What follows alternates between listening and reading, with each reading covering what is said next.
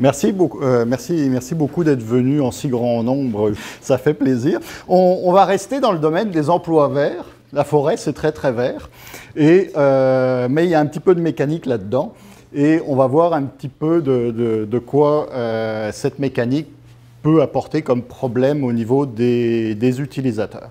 Si on revient un petit peu en arrière, dans les années 1915-1930, j'ai été chercher ça en Ontario. Oui, la forêt, c'était un secteur problématique. On en entend encore parler maintenant. On parle de 3 secteurs à problème, mines, construction et forêt, mais c'est pas tout jeune. Et en forêt, dans ces années-là, le travail n'était pas du tout mécanisé. Donc on avait comme outil de travail la hache, la scie, et avec ça, on sortait le bois pour l'utiliser. Et la mécanisation, elle est apparue quand même relativement sur le tard, puisque au Québec, dans les années 84-85, c'est à ce moment-là qu'on a eu à peu près le même volume de bois sorti mécaniquement que du volume de bois coupé, on va dire à la main, avec une scie mécanique, par des abatteurs. Depuis, on est resté dans un volume à peu près 90-10. Il va toujours rester du bois qu'on coupera à la main, mais maintenant, la grande majorité du bois est coupé avec une abatteuse mécanique. Ça ressemble à ça. L'opérateur est dans sa cabine ici. Tant qu'il est dans la cabine, il n'y a pas de problème. Par contre, il va falloir un jour qu'il sorte et qu'il aille mettre les mains là-dedans. Pourquoi? Parce qu'il y a des petits éléments assez fragiles. La roue de mesurage ici. Il y a des points de graissage. Il y a une chaîne à changer une fois de temps en temps. Donc, résultat, ce qui se passe dans la réalité, il met les mains dedans. Et complètement, il est dans la zone dangereuse. Il y a la lame de scie qui peut lui couper les jambes. Il y a les pinces qui peuvent le pincer. Et il y a les rouleaux qui peuvent tourner et lui faire mal. Résultat, qu'est-ce qui se passe? On va avoir régulièrement des accidents avec ces machines-là. On va se retrouver plusieurs personnes autour de cette tête, des interventions plus ou moins planifiées, et à ce moment-là, un certain nombre de causes qui vont créer des accidents, généralement graves, de temps en temps mortels. Donc là, on a la machine qui est pilotée par l'opérateur à l'intérieur, et elle va aller couper l'arbre qu'on a sur le côté ici. Elle va aller le débiter. En moins d'une minute, elle va faire 5 billots de 8 pieds de long. C'est quand même un arbre un petit peu différent des autres. C'est une pruche qui a des très grosses branches, et donc il va se reprendre à plusieurs reprises de temps en temps pour ébrancher l'arbre.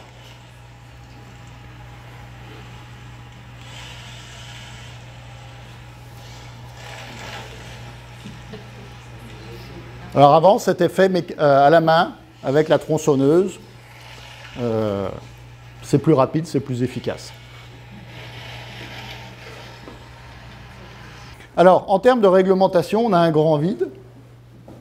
Il y a des petits éléments, soit dans les règlements sur les travaux forestiers ou dans le RSST, mais rien de spécifique à batteuse forestière. Même la définition de ce genre de machine-là n'existe pas dans le règlement forestier. Donc on peut se dire qu'il n'y a quand même pas grand-chose sur lequel les employeurs ou les employés peuvent s'appuyer.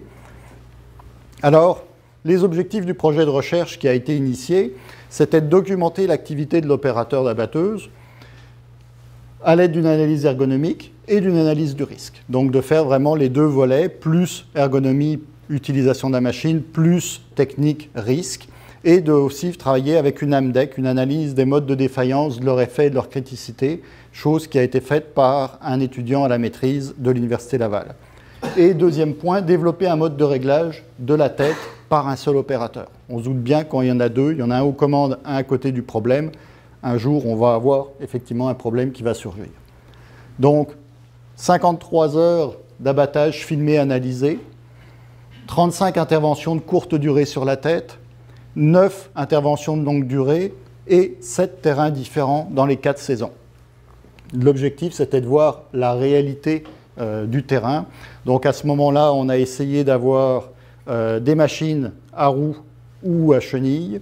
On a essayé d'avoir des ex-pelleteuses modifiées pour aller en forêt, parce que ce n'est pas toujours des machines prévues pour toutes les saisons, et des opérateurs, des jeunes, des vieux, des formés, des pas formés.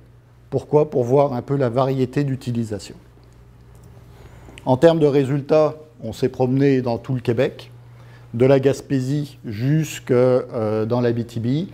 Les 4 saisons, le printemps, l'été, l'automne, l'hiver, puis on est même retourné l'été dans un autre terrain. Et qu'est-ce qu'il en est ressorti? C'est qu'on a réussi à trouver un schéma type d'une sortie de la machine par l'opérateur, avec quand même des éléments qui pouvaient varier de l'un à l'autre. Alors, l'opérateur doit diagnostiquer, parce qu'à un moment, il va trouver que ça ne fonctionne pas bien, mais il faut qu'il arrive à savoir qu'est-ce qu'il va faire. Il s'habille en fonction de la saison. Il coupe le moteur ou il va se mettre en sécurité, ça va dépendre. Il va chercher ses outils, ses pièces dans son coffre ou dans sa cabine, ce qui ne devrait pas être dans la cabine. Il va descendre, il va se déplacer, il va faire son intervention, il va revenir et avec des allers-retours. On peut se retrouver, même si on pense que c'est un travail isolé, 2, 3 personnes à côté de cette machine en plein milieu du bois. Pourquoi? Parce que d'autres opérateurs, d'autres machines vont être au courant de l'arrêt d'une des machines et pour éviter de bloquer la production, ils vont venir aider le collègue pour faire une réparation plus rapide et pour ensuite avoir leur quota de production dans la journée. Des déplacements dangereux, ça existe autant au niveau du parterre de coupe que sur la machine. Donc là, on a par exemple l'intervention sur le système de cadenassage. Il a dû monter sur l'échelle sur la roue. Les chenilles ici ne sont pas faites pour monter. Et puis bon, voilà, vous voyez bien qu'il y a quand même quasiment 1 mètre de hauteur. Il n'y a pas d'échelle sur cette machine-là.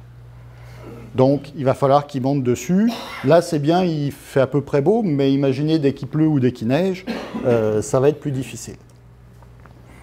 Certains se sont dit, je vais éliminer un problème, je ne vais pas marcher sur le terrain, je vais rester sur ma structure de ma machine. Et pour éviter de tomber, ils vont mettre des systèmes antidérapants. C'est très bien, sauf que le jour où je tombe, je me fais encore plus mal. On arrive difficilement à avoir des solutions sans contrepartie problématique dans ces situations-là. Des éléments qui rajoutent du risque, l'environnement hostile, la présence d'animaux, surtout quand j'arrête ma machine pendant un certain temps. Tant que ça fait du bruit, tant que ça bouge, je n'ai pas de problème. La température et l'arrêt du moteur. En été, il fait trop chaud, il va falloir ventiler. En hiver, il fait trop froid, on veut garder le moteur chaud pour qu'il puisse redémarrer. Donc, c'est une incompatibilité avec je mets ma machine en sécurité, ça veut dire que je l'arrête complètement. Si je fais du cadenassage et que je perds ma clé dans cet environnement de travail, ce n'est pas comme ici. Je vais avoir de la difficulté à la retrouver. Puis si j'ai fait du bon cadenassage, je suis bien mal pris avec un cadenas bien placé sur cette machine-là. Et les erreurs de commande et la présence d'autres travailleurs sont aussi des éléments qui vont concourir à plus de risques. Dispositif de cadenassage, pourquoi, où est-ce que je vais le mettre? Et on a vu sur ces différentes machines des dispositifs de cadenassage à plusieurs endroits. Finalement, si je le mets en cabine, j'ai un effet positif pour l'opérateur principal. J'ai des effets négatifs, je fais monter tout le monde dans la cabine, donc je fais une circulation de personnes dans la cabine. Inversement, si je le mets hors dehors de la cabine, oui, quasiment pour tout le monde, c'est accessible facilement. Par contre, pour l'opérateur en cabine, il va falloir qu'il descende, qu'il remonte pour tester. Quand il veut décanasser, il redescend, il remonte. On va faire plein d'allers-retours, de montée-descente. Au niveau plus analyse du risque, on a eu des éléments sur lesquels on a travaillé pour essayer de réduire le risque. On a commencé par une réduction du risque à la source, ensuite utilisation de protecteurs et d'autres moyens de protection. C'est ce qu'on utilise au niveau machine.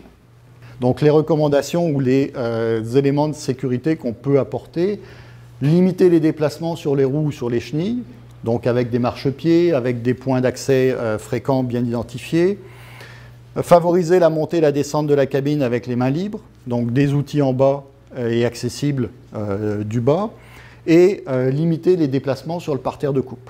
Le parterre de coupe, on ne peut rien faire, il est tel qu'il est.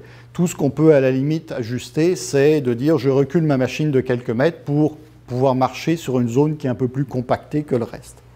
On voit quand même que dès qu'il faut faire une mesure du diamètre de coupe sur la tête, ils vont marcher sur des billots, qui est assez casse-gueule.